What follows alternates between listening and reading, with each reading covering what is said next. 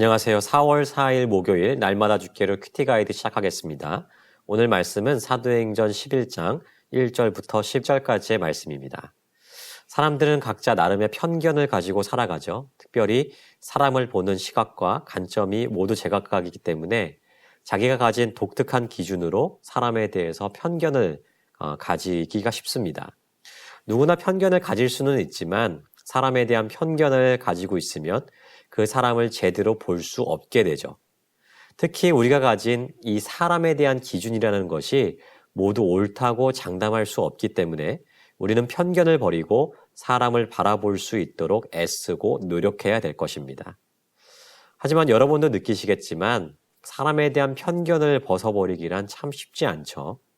오늘 말씀에는 이러한 사람에 대한 깊은 편견을 가지고 있었지만 하나님께서 직접 그 편견을 벗겨주신 사람들이 등장합니다. 바로 할례자들이었습니다. 관찰 질문 1번입니다. 할례자들은 베드로를 왜 비난합니까? 2절을 보시면 예루살렘에서 이 할례자들이 베드로를 비난했다라고 되어 있죠.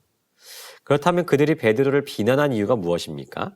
그가 유대인으로서 무할례자, 즉 이방인의 집에 들어가서 함께 먹고 마시면서 교제를 했기 때문이라는 것입니다. 여러분, 여기서 할례자는 어떤 사람을 얘기하는 걸까요? 바로 유대인으로서 예수님을 믿은 사람들이죠.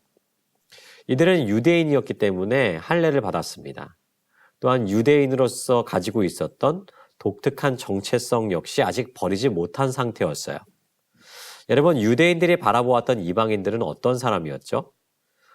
부정해서 접촉해서는 안 되는 사람들이었습니다.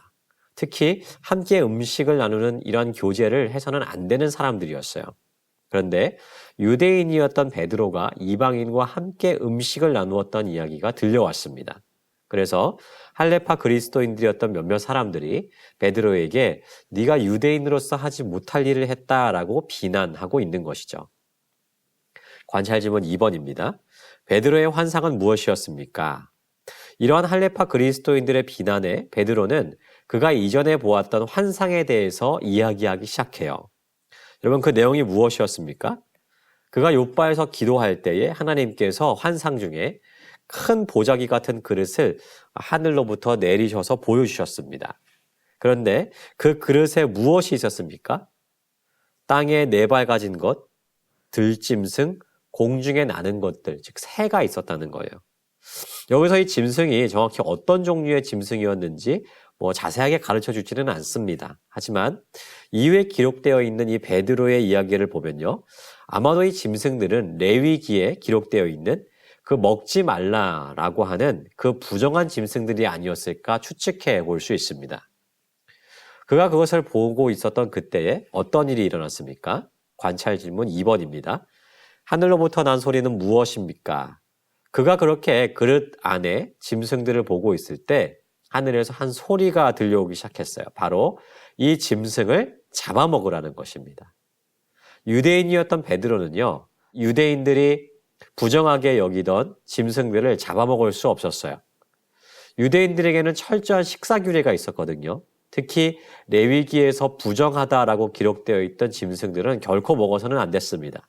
그래서 베드로 역시 유대인이 가지고 있었던 규례 그대로 이 짐승들을 잡아먹을 수 없다라고 이야기하죠. 그러자 다시금 하늘로부터 들려온 소리가 무엇이었습니까? 하나님께서 깨끗하게 하신 것을 내가 속되다고 하지 말라고 하는 소리였어요. 오늘 말씀은 이러한 일들이 3번 반복되었다라고 이야기합니다. 3번 반복되었다는 것은 그만큼 하나님께서 중요하게 여기셨던 일이었음을 강조하고 있는 것이죠.